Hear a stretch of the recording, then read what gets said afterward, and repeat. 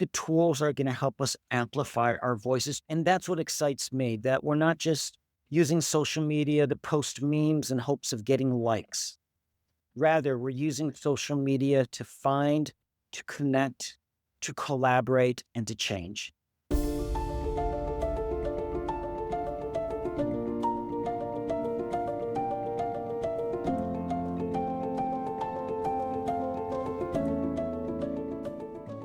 Welcome back to Social Media for Social Impact, the show where we explore how platforms can be more than just noise and actually drive change that matters.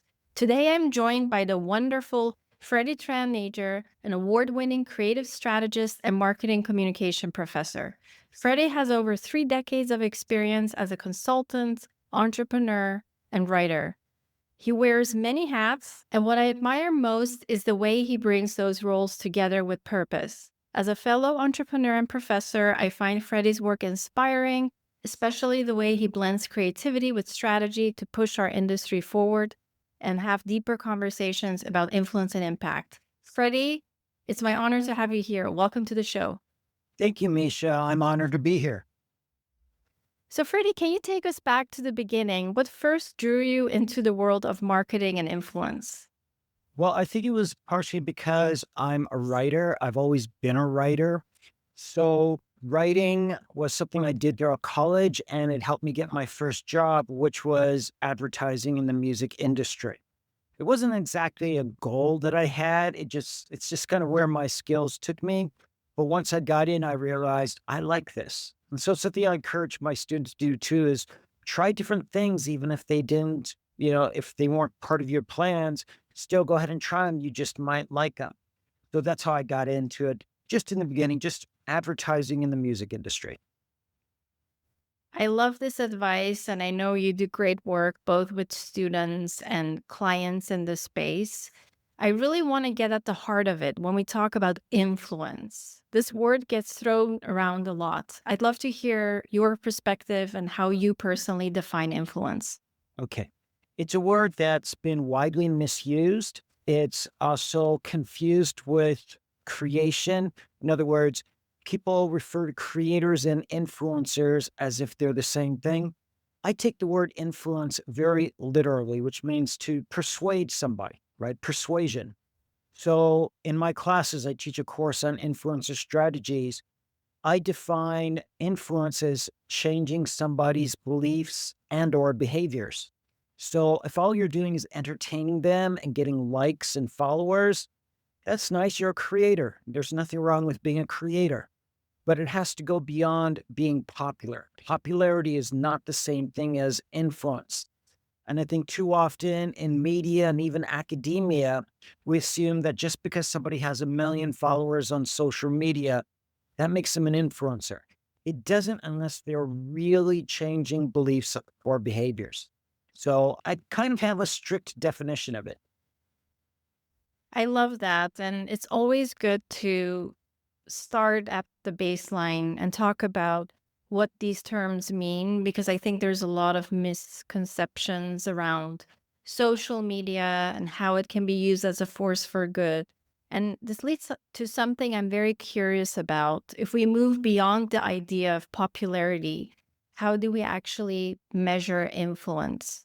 So one of the pieces of advice that I give to both my clients and my students is while having a large following is nice, the quality of the following is as important, if not more important, than the quantity. So somebody might have only a few hundred followers, but if their followers consist of executives and politicians and major journalists, that person might actually be far more influential than somebody who has a million followers who are mostly children looking to buy something. So a lot of it depends on quality of audience. And actually, that's something I have my students do first. When they are trying to develop themselves as influencers, I say, pick your audience first. It doesn't have to be big. In fact, it might even just be a small community. Say students at Annenberg. Focus on that. Develop the relationship there so that way you can relate to them. That way they can trust you as opposed to trying to jump onto a giant platform like Instagram or TikTok and panicking that you don't yet have thousands and thousands of followers. So, quality over quantity is what I emphasize when it comes to influencer marketing. That's wonderful. You bring up something very important, which is the element of trust. In this show, we talk about using social media for social impact, and ultimately, we're trying to drive change.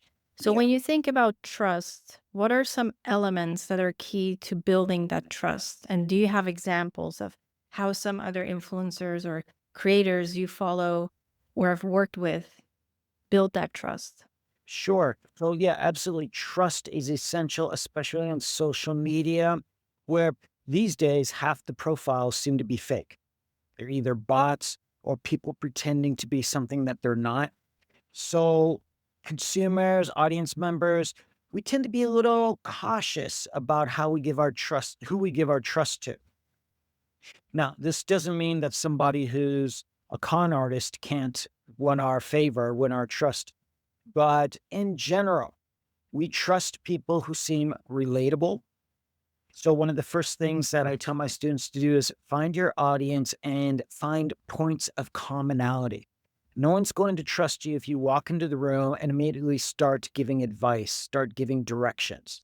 You have to connect with them first.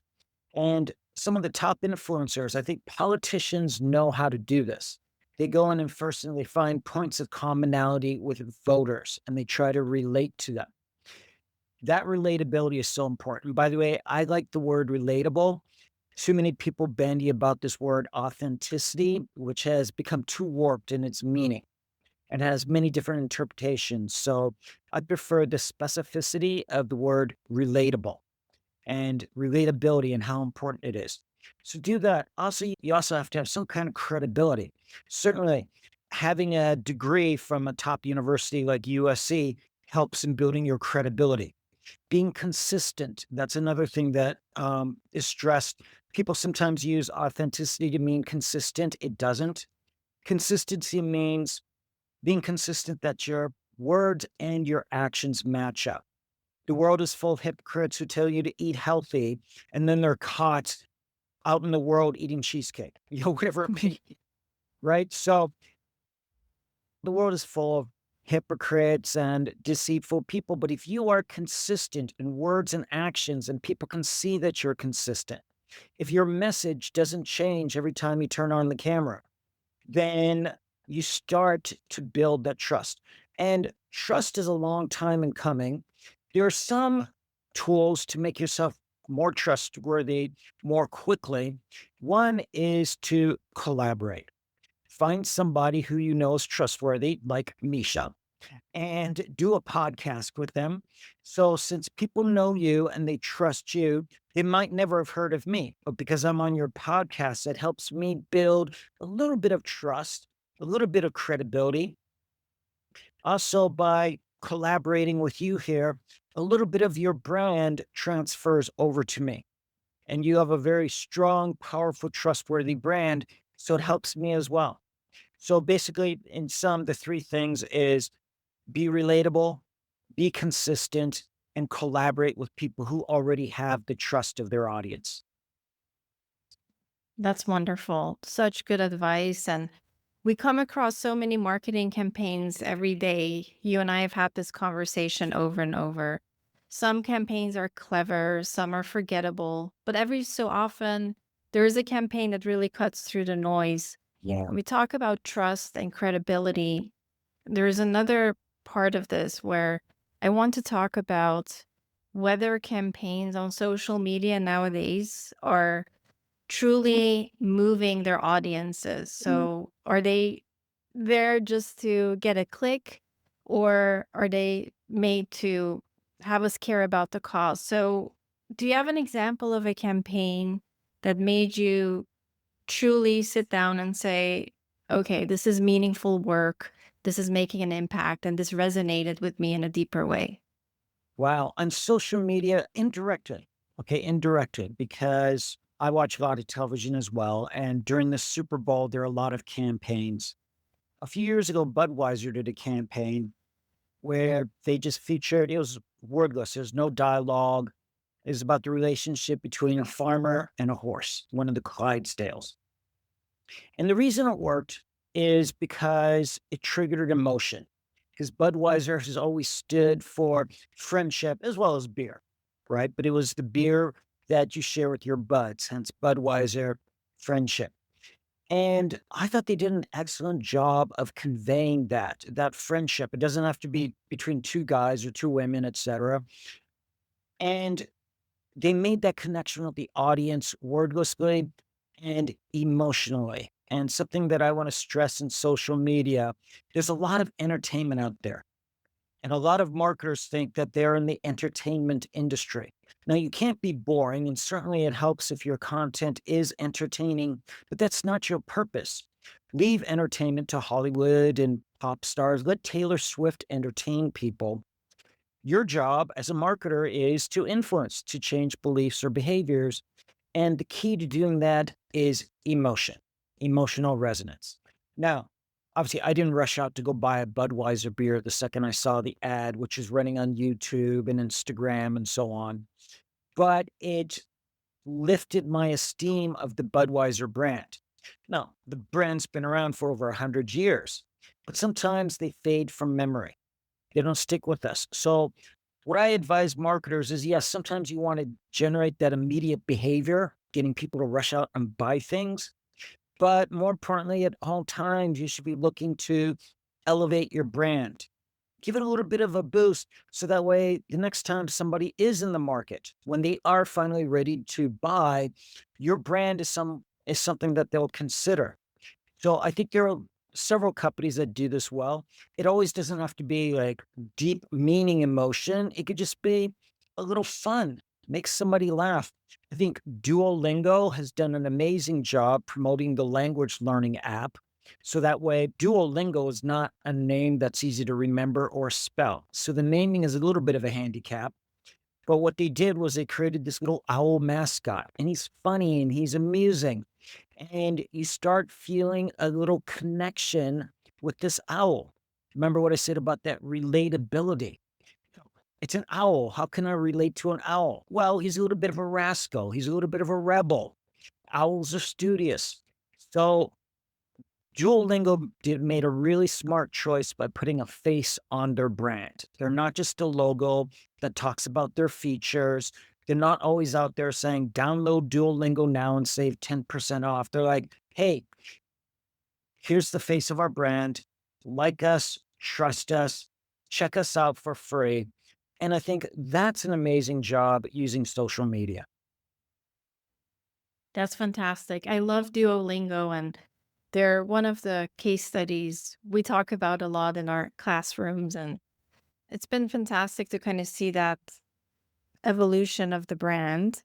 Yeah. I also know you've been doing a lot of work with your consultancy, Atomic Tango. You've worked with many brands over the past 30 years. And we have a lot of examples of cautionary tales, common mistakes we see brands make when they set out to quote unquote do good in the world or on social media.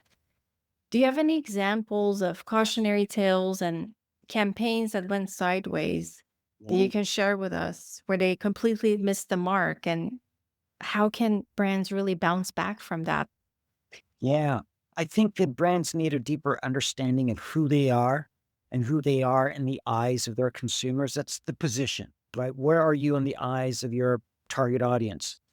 And a lot of mistakes are made when brands assume that there's something that they're not. And so a classic case of this was Pepsi. Now I'm going to show my age here because this was over a decade ago. This was during the Obama administration. So Pepsi caught on to this zeitgeist of people wanting to change the world. So it decided to tap into that zeitgeist. Now, I think that's important for marketers to see what's trending, what the prevailing moods are, and try to insert themselves into this conversation. But Pepsi did so in such an awkward way that it just did not resonate at all with the audience. What they said was they decided to cancel their Super Bowl advertising. And Super Bowl ads, millions of dollars. And they said, instead, we're going to shift all our money to creating a platform where our audience can vote which charities they want to give money to. It was called the Pepsi Refresh campaign. And I kind of like the slogan, one Pepsi can refresh the world. So for refreshment, refreshing, I like that part. The problem is Pepsi is not known for charity work. Pepsi sells sugar water in plastic bottles. And a lot of people called them out on it because sometimes when brands try to do good, it brings out the critics. It's almost better if they say, hey, we sell a tasty drink. We're here to make money. We want everyone to be happy. Just say it like it is. But instead, they position themselves as somebody who's going to save the world while they're producing billions of plastic bottles a year, while they're injecting corn syrup into a soft drink that they sell to kids. That didn't work very well. So even though they had charities and education and the environment was a big mistake, the arts, it it backfired on them. It backfired in several ways. One is that the campaign did not get nearly as many visitors as they had hoped. Two, it garnered criticism because of perceived hypocrisy. Three, they assumed that social media was a substitute for advertising. Coca Cola is a mass market brand. It's not some little startup. It's not some little um, a niche company. Coca Cola is a mass market brand. It depends on selling billions of bottles per year. Mass market brands need mass media. Now, they should also do social media. There's nothing wrong with doing social. But by giving up on the Super Bowl, the most watched TV show in the world, they lost awareness. Remember how I said like brands need to constantly lift themselves up. But if nobody's seeing you do that, then people forget. As a result, for the first time in history, Pepsi fell to number 3 in the soft drink market. Uh, they were always number 2 to Coca-Cola, but now they fell to number 3, and even worse, they fell to number 3 behind Diet Coke. So Coca-Cola owned the top 2 positions. In fact, when Pepsi announced that they were going to give up the Super Bowl and switch to social media, Coca-Cola laughed and increased its television advertising. So you have to know what audiences expect. You have to know what your brand stands for. You have to know how your product is sold, right? Soft drinks are essentially a commodity. And when people go into a store or they go into a restaurant and somebody says, what do you want to drink? You need to be top of mind. Otherwise, they'll just say Coke. I'll have a Coke. I'll have a Coke. And they don't mention Pepsi. So everybody involved in that campaign, the Pepsi Refresh campaign, even though it tried to do good, donating money to charity, everyone in the campaign, from the agency to some of the marketing executives, were fired. They were let go. So to me, this is a huge cautionary tale. I see a lot of brands try to be something that they're not. What they are better off doing is maybe continue doing the work that they do and quietly support the causes they care about. Because obviously, nobody's going to turn down Pepsi's money. Know how it is perceived in the marketplace. That's the most important thing. This is such a great example, Freddie. And ironically, PepsiCo did not learn from their experience because in 2017, they came up with the Live for Now campaign featuring Kendall Jenner. That commercial got pulled right away. They issued an apology. It was a real true issue on multiple levels and really was trivializing the social justice movement around that time in the US. So I definitely think this is such a good example and cautionary tale of how not to use social media. And we're going to be talking a lot about this in the show because there's a lot to learn from missteps. Yeah. And these kind of stories also reveal how easy it is to get distracted by service level ideas. A lot of listeners are working with brands that are purpose driven and are trying to learn how to use social media more effectively. And I want to lean a little bit on your expertise there on how we filter out what's just buzz Mhm. and what is it that we need to pay attention to when we're trying to build out campaigns that stick? I think you again, comes back to a deep understanding of the audience, whoever your audience is. And again, one of the biggest mistakes that brands make is they focus on just who has millions of followers. They'll rush out and hire an influencer who's got 1,000,000, 10,000,000, 50,000,000 followers. But that doesn't help you understand who those followers are or what resonates with them, what their pain points are, what their needs are, what their preferences are. Most people on social media do not create, right? Most people are consumers, not creators. And we have to understand they're looking for something when they're online. Maybe it's just a temporary distraction. But what resonates them when a brand or person really connects with that person, it's because often this creator or this brand is saying something that the consumer wants to say, but is afraid to say. We're thinking something that if the brand says it or a popular person says it, they say, wow, that makes me feel good. I'm not alone in this thinking. So many people think that they are alone in the world with their thoughts, with their preferences. And when somebody bigger, a corporation or an influencer shares those same thoughts, that develops that relationship. And somebody says, wow, this person gets me. I can relate to them. I'm going to follow them. And, if they have a piece of advice, I'll consider it. It doesn't mean they're going to rush out and automatically do it, but they'll consider it. So, this is why it's so important for aspiring influencers and brands to truly understand the needs of the audience, that they are not just demographic numbers. Too often we focus on the demographics, which are just misleading, right?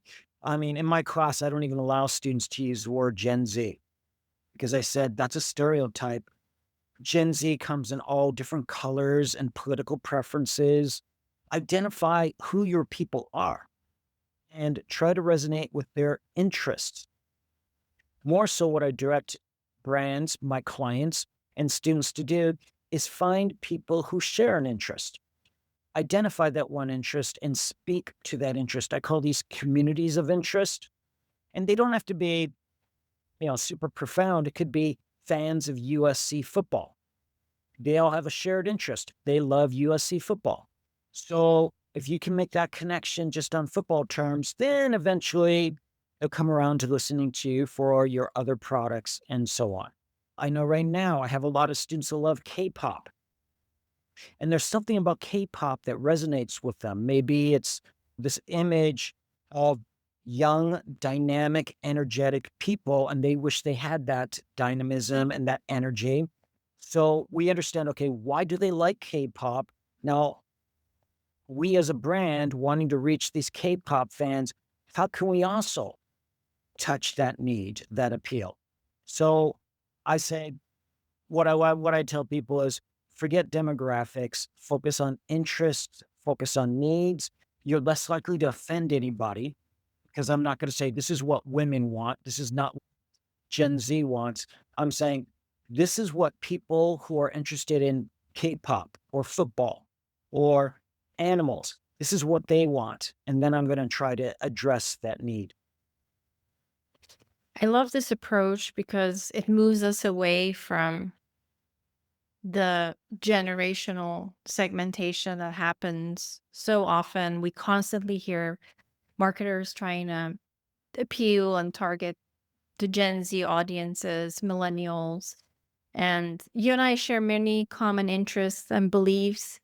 One of our interests that I've seen over the past years has been our interest in purpose driven brands Yeah. and specifically B corporations. And I'd love to get your personal perspective on this as Mhm. someone who's worked with some of the biggest brands in the world and doing all the amazing work you do in the classroom now. What are some causes that you personally care about? If you had a magic wand and you could spend $1 million budget on a cause, what would that be? It's the environment. I'm huge into beyond sustainability. I love rewilding. I want to see restoration. It feels like so much of what is being done these days is trying to minimize the damage, as opposed to why don't we try to repair what's been done? So anything environmental catches my eye. And too often, though, brands are cynical about it. Toyota's Prius, their early advertising really offended me because even though the Toyota Prius is a hybrid and it's, I would say, relatively better for the environment than, say, a giant gas guzzling SUV, it's still a destructive machine. It still spews exhaust. It still rolls over asphalt and generates heat. But they would have these ads for the Toyota Prius that showed flowers blooming in a Prius parking space. And that offended me. And I vowed I would never drive one because they were taking stances that weren't true. They were over exaggerating their commitment to the environment. You compare that to somebody like Patagonia. Patagonia is the first to admit that any consumption has a toll on the environment. Even if you're buying a 100% recycled jacket, capitalism has its costs on the environment. So they're upfront about that. But then they also take the extra step to see how can we make the world a little better. One of the things they did was they really made organic cotton a viable crop. What they discovered was going out into the cotton fields that the farmers would wear hazmat suits. It's like they looked like spacemen wandering out to their fields. And they were saying, "Why are you wearing a hazmat suit to go look at cotton?" And they says, "Because of the number of pesticides we have to use." And that was shocking to Patagonia. And they said, "Well, why don't you switch to organic cotton?" And they said, "Well, because there's not enough big enough market there. It's very expensive. Nobody wants to buy organic cotton." And so Patagonia said, "We will." And it lost them money. I don't know too many for-profit corporations that are willing to lose money for the sake of a cause, not just donate money. It's not Pepsi donating 1% of their income. It's saying, we're going to lose $1 million this year using organic cotton exclusively in Patagonia products. That was admirable. And I respected that. And fortunately, Patagonia could do that because they are a B corporation, which enables them to lose money. Unfortunately, a lot of corporations are bound under traditional capitalism where they feel that they exist solely to generate returns for shareholders, which has been disastrous for the planet. It's been good for a few investors, disastrous for the planet. So I think I am most impressed when I see companies actually go all the way, right? Not just pay lip service to a cause, but really commit. And those are, to be honest, is few and far between. Right.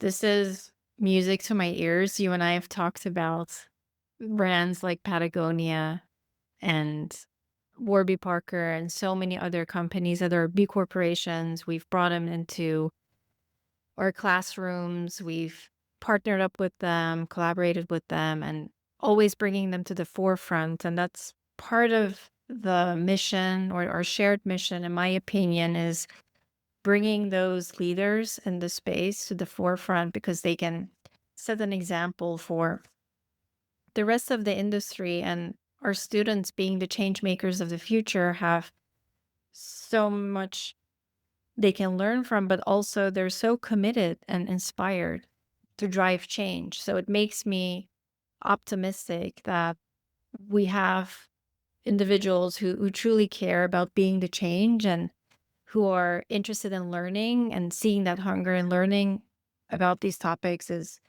truly fantastic. And I just want to leave on this positive note and talk about some exciting things on the horizon. So, what excites you most about where social media for social impact is headed? I like it, and I think this has always been the case.